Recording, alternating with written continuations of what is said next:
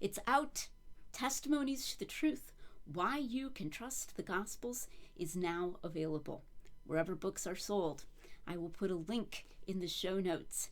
Very excited about Testimonies. Very excited about the role that it can play in the body of Christ and providing information, very important information that can be given to skeptics, defending the reliability of the Gospels.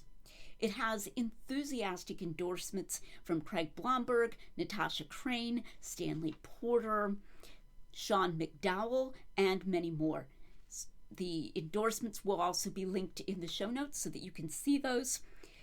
The rhetorical level of Testimonies to the Truth is lay friendly, but at the same time, it contains information that definitely should be of interest and value to scholars. So this book can be used for laymen and students and scholars alike. Something new that I have done in this book that I have not done in any of my other books is that I've included suggested study questions, suggested discussion questions, and suggested answers. That makes it especially useful for small groups.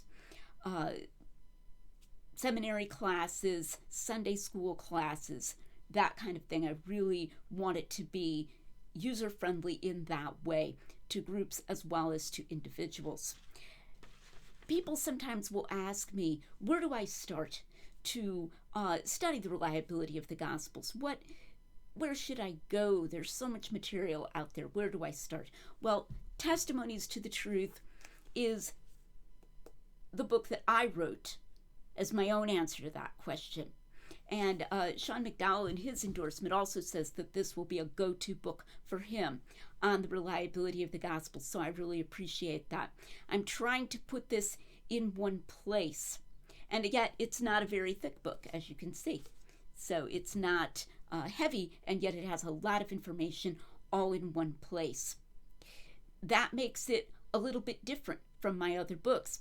Now, naturally, since I've written 3 other books about the Gospels, I've written Hidden in Plain View, The Mirror or the Mask, and The Eye of the Beholder, it's completely understandable that people would wonder what's the relationship between those books and Testimonies to the Truth. Well, what I'm doing is I'm taking arguments that were made in all of those books and I'm putting them here. There is, however, new material. This is especially true in chapters 1 and 2, which are on external confirmations of the Gospels. There are external incidental confirmations there that I haven't touched upon in other books. It's also true because I have a little section in the undesigned coincidence chapter specifically on the synoptic problem, where I'm addressing the false claim that undesigned coincidences are refuted somehow by the existence of this thing called the synoptic problem. But it's still a lay-friendly exposition there. So what I'm doing is that I'm showing awareness of these critical scholarly doubts, but not spending a huge amount of time on them. And I think I've got a good balance there, that the book shows knowledge, it shows awareness of background literature and even of negative statements that have been made and claims that have been made about the Gospels, and yet it's trying to set those in the context of a positive case and having that positive emphasis more so than in The Mirror or the Mask or The Eye of the Beholder, which go into greater depth concerning some of these negative ideas.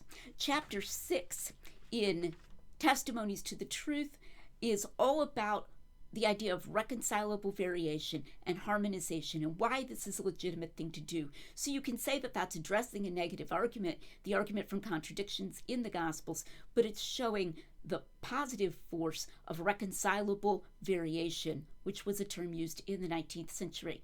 There's a lot of exciting stuff in here, and if you want to start to get into these issues, this book provides a great place to start. Something that I did very self-consciously here was that I wanted to introduce my readers to the concept of the texture of testimony. I believe that this book is unique compared to anything that is in print out there in its self-conscious emphasis upon the texture of testimony. I'm trying to train the ear and I'm trying to train the eye as you're reading the Gospels to see that these do not sound like historical fiction. These do not sound like modern fiction. These do not sound like ancient fiction. These do not sound like ancient rhetoric. What they sound like is memoir coming at very few removes from eyewitness testimony, and in some cases directly from eyewitness testimony, as in the case of the Gospel of John, for example, written, I believe, by an eyewitness of Jesus' ministry.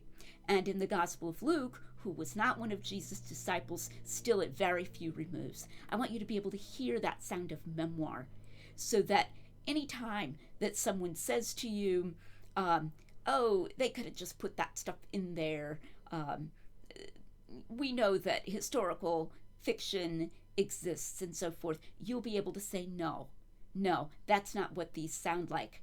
And so the book is really showing you how to do that and how to hear and see the texture of testimony. Another thing that I'm very self-consciously doing, particularly in the last chapter called Unmistakable Jesus, is that I'm trying to bring together evidential and devotional considerations. Those should not come apart. Those should come together. And I believe they come together more in the character of Jesus than anywhere else. As the book of Hebrews says, Jesus is a high priest who can be touched with the feeling of our infirmities.